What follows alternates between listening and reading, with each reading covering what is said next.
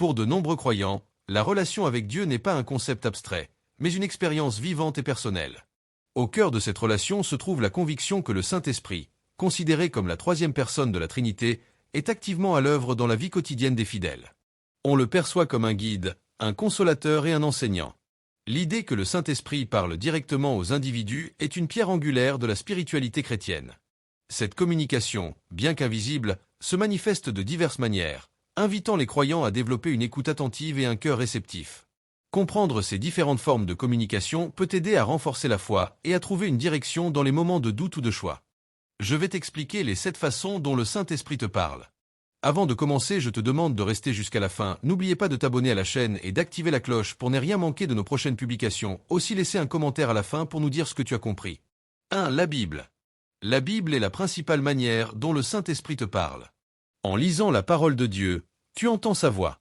C'est pourquoi il est essentiel de la lire, de l'étudier et de la méditer régulièrement. Le Saint-Esprit se sert de la Bible pour te guider, te corriger, te réconforter et te révéler la volonté de Dieu pour ta vie. 2. La conscience. Le Saint-Esprit utilise ta conscience pour te convaincre de ce qui est bien et de ce qui est mal. Il te pousse à agir de manière juste et t'alerte lorsque tu t'apprêtes à faire quelque chose qui ne plaît pas à Dieu. Écoute cette petite voix intérieure. C'est le Saint-Esprit qui te guide. 3. La prière. La prière n'est pas seulement pour parler à Dieu, c'est aussi pour l'écouter. En priant, tu t'ouvres à Dieu et tu permets au Saint-Esprit de te parler. Il peut te donner des pensées, des sentiments ou des mots pour te guider. Prends le temps de prier en silence pour écouter la réponse de Dieu. 4. Les autres chrétiens. Le Saint-Esprit peut utiliser d'autres croyants pour te parler. Cela peut être à travers un ami, un pasteur, ou un membre de ta famille qui te donne un conseil éclairé. Il se peut aussi que tu sois touché par un sermon, un chant ou un enseignement. Sois ouvert à la sagesse et aux encouragements que le Saint-Esprit donne aux autres pour toi. 5. Les circonstances. Le Saint-Esprit peut t'ouvrir ou te fermer des portes en utilisant les événements de la vie. Il peut te montrer le chemin en rendant les choses évidentes ou, au contraire, t'empêcher de suivre une mauvaise direction en créant des obstacles. Fais attention à ce qui se passe autour de toi et prie pour que le Saint-Esprit te donne du discernement pour comprendre ce qui est de sa volonté. 6. Les pensées et les impressions. Le Saint-Esprit peut te donner des pensées ou des impressions qui te poussent à faire une bonne action, à prier pour quelqu'un ou à partager ta foi. Ce ne sont pas des pensées ordinaires, mais des idées qui te viennent à l'esprit et qui sont en accord avec la Bible. Apprends à reconnaître ses pensées et ses impressions. 7. Les dons spirituels. Le Saint-Esprit te parle également à travers les dons spirituels, tels que la prophétie ou le discernement. Ces dons sont des outils pour communiquer la volonté de Dieu, pour encourager et pour édifier les autres. Si tu as un don spirituel, prie pour que le Saint-Esprit t'aide à l'utiliser correctement pour la gloire de Dieu.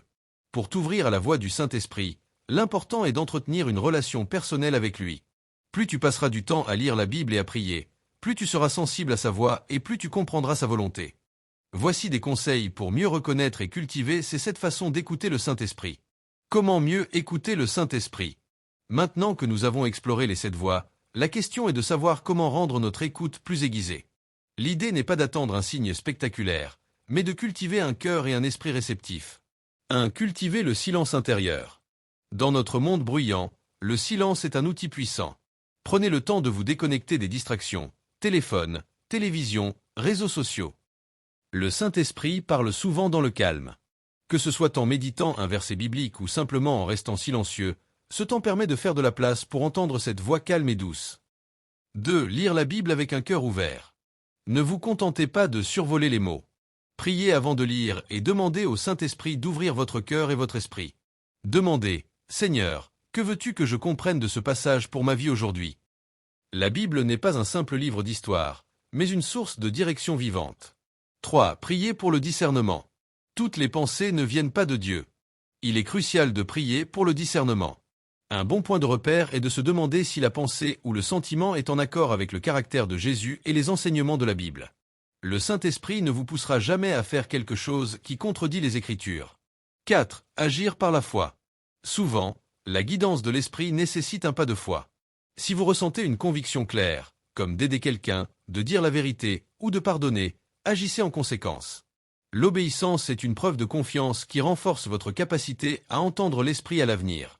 Entendre le Saint-Esprit n'est pas un don réservé à quelques-uns, mais une capacité que chaque croyant peut développer. Cela demande de la pratique, de l'humilité et un désir sincère de marcher avec Dieu. C'est une conversation continue qui enrichit la vie spirituelle et donne un sens profond aux petites et grandes décisions.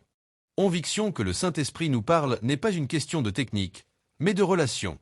Cette voix ne sont pas des méthodes rigides, mais plutôt des points de contact à travers lesquels une conversation divine peut avoir lieu. Le Saint-Esprit est perçu non seulement comme une voix, mais aussi comme une présence constante qui cherche à nous transformer de l'intérieur. Entendre cette voix n'est pas toujours simple, et cela demande du temps, de la patience et de l'humilité. C'est une danse entre la prière silencieuse, l'étude des Écritures, et l'attention aux événements de notre vie. L'objectif final n'est pas d'obtenir une réponse à chaque question, mais de développer une sensibilité spirituelle qui nous permet de grandir dans la ressemblance du Christ. C'est une invitation à marcher avec Dieu chaque jour, en sachant que nous ne sommes jamais seuls. La communication de l'Esprit est un don, une promesse qui nourrit la foi et donne un sens profond à l'existence. Le discernement est un élément central de cette démarche. Il est l'art de distinguer ce qui vient du Saint-Esprit de ce qui provient de nos propres désirs, de nos peurs ou d'autres influences. C'est souvent l'aspect le plus difficile de la vie de foi. Comment distinguer la voix du Saint-Esprit? Voici quelques critères et principes qui peuvent aider à faire la différence, en s'appuyant sur des enseignements spirituels. 1. L'alignement avec les Écritures. C'est le critère le plus fondamental. Le Saint-Esprit ne contredira jamais la Bible, qu'il est censé avoir inspirée. Si une pensée ou une impression vous incite à faire quelque chose qui va à l'encontre des commandements ou des principes bibliques, par exemple, mentir, voler ou blesser quelqu'un, ce n'est pas le Saint-Esprit qui parle. Les Écritures sont notre garde-fou. 2. Le fruit de l'Esprit.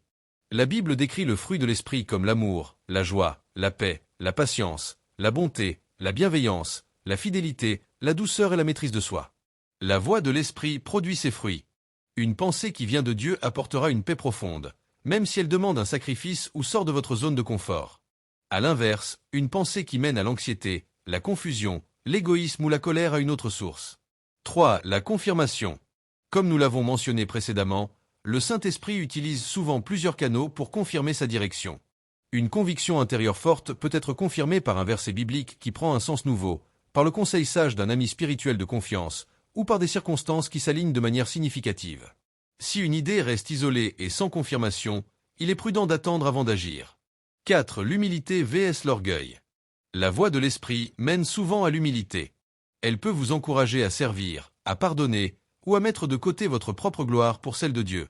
Nos propres désirs, quant à eux, sont souvent centrés sur l'orgueil, le gain personnel ou la reconnaissance des autres. Un bon indicateur est de se demander, est-ce que cette idée me rendra plus grand, ou est-ce qu'elle glorifiera Dieu?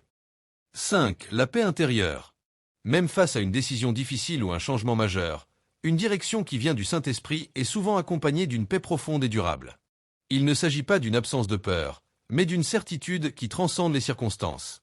Les décisions guidées par nos émotions ou nos peurs mènent souvent à la précipitation, au doute et à l'agitation. Le discernement n'est pas une science exacte, mais une compétence spirituelle qui se développe avec la pratique, la prière et une connaissance approfondie de la Bible. En appliquant ces critères, vous pouvez apprendre à mieux reconnaître la douce et paisible voix de l'Esprit, renforçant ainsi votre relation et votre confiance en Dieu. Après avoir abordé le discernement, il est pertinent de se demander pourquoi, malgré ces principes, il peut être si difficile d'entendre la voix du Saint-Esprit. Cela nous amène aux obstacles courants. Pourquoi est-il si difficile d'entendre le Saint-Esprit? Même avec le désir sincère d'écouter, il y a des facteurs qui peuvent brouiller la communication spirituelle. En identifier ces obstacles peut aider à les surmonter. 1. Le bruit et les distractions. Notre vie moderne est remplie de bruit, qu'il soit physique, médias, notifications, conversations ou mental, stress, préoccupations, emploi du temps chargé. Ce tumulte constant empêche souvent la tranquillité d'esprit nécessaire pour percevoir une voix calme et douce. L'agitation interne et externe crée une barrière qui rend l'écoute quasi impossible. 2. Le péché non confessé. Selon de nombreuses traditions, le péché peut couper ou affaiblir la communion avec Dieu. Un cœur qui s'accroche à la jalousie, au mensonge, à l'orgueil ou à la rancune peut devenir moins sensible aux impulsions de l'esprit. La confession et le repentir sont vus comme des moyens de nettoyer ce canal de communication pour restaurer la clarté. 3. Les doutes et le manque de foi. Si l'on ne croit pas vraiment que le Saint-Esprit peut parler, il est peu probable que l'on prête attention aux signes. Le doute crée un filtre qui rejette les pensées ou les sentiments divins, les attribuant à la coïncidence ou à l'imagination. La foi, à l'inverse, est une ouverture et une attente qui rend l'écoute possible.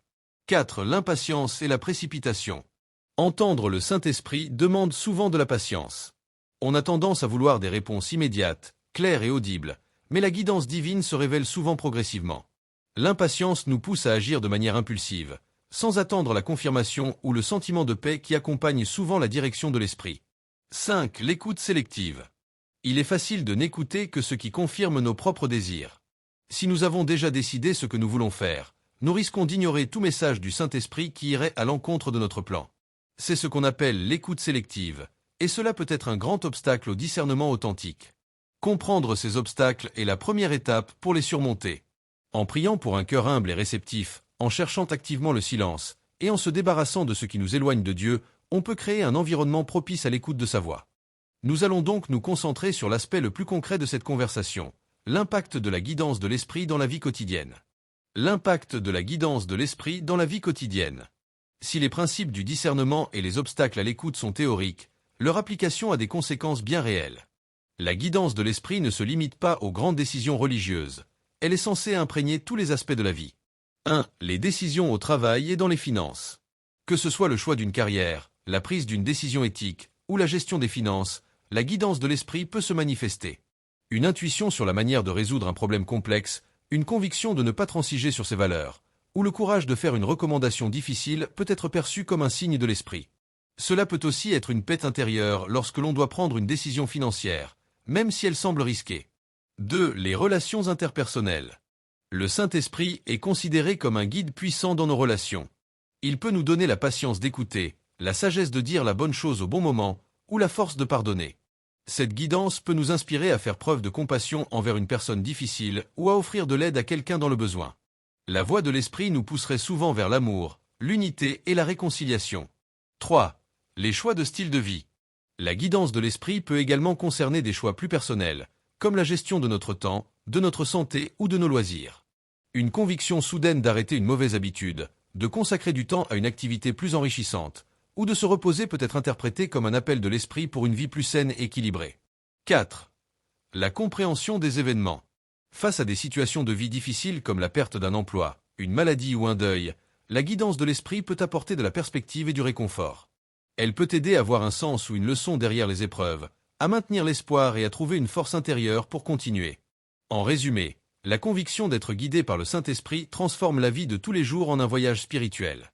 Les décisions ne sont plus basées uniquement sur la logique ou l'émotion, mais sur une connexion perçue avec le divin. Cela donne un sentiment de direction, de but et de paix, même au milieu des incertitudes de l'existence. Nous pouvons maintenant aborder le rôle central de la prière et de l'adoration dans ce processus. Ces pratiques ne sont pas de simples rituels, mais des moyens d'approfondir la relation avec Dieu, rendant ainsi l'écoute du Saint-Esprit plus naturelle et plus claire. La prière et l'adoration comme clé pour entendre le Saint-Esprit. La prière et l'adoration sont souvent considérées comme les fondements de la communication spirituelle. Elles préparent le cœur et l'esprit à être réceptifs à la voix de l'Esprit. La prière. Une conversation à double sens. La prière n'est pas seulement l'acte de parler à Dieu, elle est aussi l'acte d'écouter. Pour beaucoup de croyants, c'est dans le silence qui suit leur requête qu'ils reçoivent des impressions, des pensées ou des convictions qui guident leurs pas. La prière humble, où l'on demande non pas ce que l'on veut, mais ce que Dieu veut, ouvre la porte à une véritable guidance. L'adoration, le silence et l'humilité. L'adoration, qu'elle soit faite à travers le chant, la musique ou le silence, est une autre voie puissante. Elle consiste à se concentrer sur la grandeur et la bonté de Dieu, et non sur ses propres problèmes ou désirs. Dans cet état d'humilité et de révérence, l'esprit est libéré des distractions du monde et peut mieux percevoir les impulsions du Saint-Esprit. L'adoration crée un espace de paix où la voix de l'esprit peut se faire entendre plus facilement. Le lien avec la Bible. La prière et l'adoration sont inséparables de la lecture de la Bible. La parole de Dieu est souvent le point de départ de la prière. Un verset lu le matin peut devenir un sujet de méditation et de prière tout au long de la journée, et c'est dans ce processus que le Saint-Esprit est censé en révéler la signification pour notre vie. En résumé, pour quiconque souhaite entendre le Saint-Esprit, la prière et l'adoration sont essentielles. Elles sont le terrain fertile sur lequel la graine de la communication divine peut grandir, permettant une relation plus profonde et plus authentique avec Dieu. La guidance de l'Esprit mène à la transformation personnelle. Entendre le Saint-Esprit ne sert pas uniquement à obtenir des réponses précises sur ce qu'il faut faire. Son rôle le plus profond est de modeler le caractère et de nous aider à ressembler davantage à Jésus. 1. Un changement de perspective. Lorsque le Saint-Esprit agit, il est censé changer notre façon de voir le monde, les autres et nous-mêmes. Il peut nous donner une nouvelle perspective sur nos épreuves, nous aider à voir une personne difficile avec compassion, ou révéler des faiblesses personnelles que nous devons surmonter. Cette nouvelle vision n'est pas simplement intellectuelle, elle est vécue. 2. La force de surmonter les défis. La transformation ne s'opère pas sans effort. La guidance de l'esprit peut nous donner la force et la sagesse nécessaires pour faire face aux difficultés. C'est l'esprit qui est censé nous donner la patience dans une épreuve, le courage de pardonner, ou la persévérance de continuer lorsque tout semble perdu. On ne surmonte pas ces défis par notre propre force, mais par l'impulsion et l'aide de l'esprit. 3. Une vie plus intentionnelle. Écouter le Saint-Esprit nous pousse à vivre de manière plus intentionnelle, avec un sens de but. Les décisions ne sont plus aléatoires ou basées sur la satisfaction immédiate, mais sur ce que nous croyons être la volonté de Dieu pour notre vie. Cela mène à une plus grande satisfaction et à une vie plus significative, remplie d'amour, de paix et de joie. En conclusion, la guidance du Saint-Esprit n'est pas un concept abstrait. C'est une force active qui non seulement guide nos décisions, mais aussi nous façonne et nous transforme de l'intérieur. C'est un processus continu qui mène vers une vie plus riche et plus alignée avec la foi. La guidance de l'Esprit mène à la transformation personnelle. Entendre le Saint-Esprit ne sert pas uniquement à obtenir des réponses précises sur ce qu'il faut faire. Son rôle le plus profond est de modeler le caractère et de nous aider à ressembler davantage à Jésus. 1. Un changement de perspective. Lorsque le Saint-Esprit agit, il est censé changer notre façon de voir le monde, les autres et nous-mêmes. Il peut nous donner une nouvelle perspective sur nos épreuves, nous aider à voir une personne difficile avec compassion, ou révéler des faiblesses personnelles que nous devons surmonter. Cette nouvelle vision n'est pas simplement intellectuelle, elle est vécue. 2. La force de surmonter les défis. La transformation ne s'opère pas sans effort. La guidance de l'esprit peut nous donner la force et la sagesse nécessaires pour faire face aux difficultés. C'est l'esprit qui est censé nous donner la patience dans une épreuve, le courage de pardonner, ou la persévérance de continuer lorsque tout semble perdu. On ne surmonte pas ces défis par notre propre force, mais par l'impulsion et l'aide de l'esprit. 3. Une vie plus intentionnelle. Écouter le Saint-Esprit nous pousse à vivre de manière plus intentionnelle, avec un sens de but.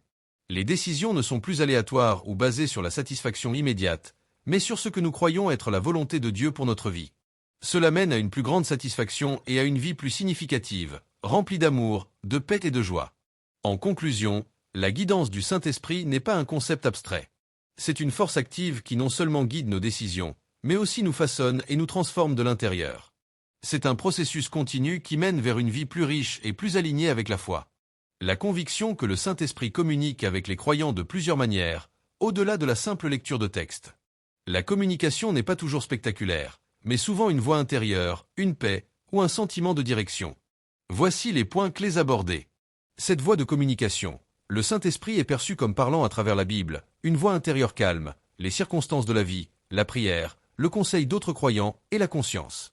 Le discernement. Il est crucial de savoir distinguer la voix de l'esprit de nos propres pensées ou désirs.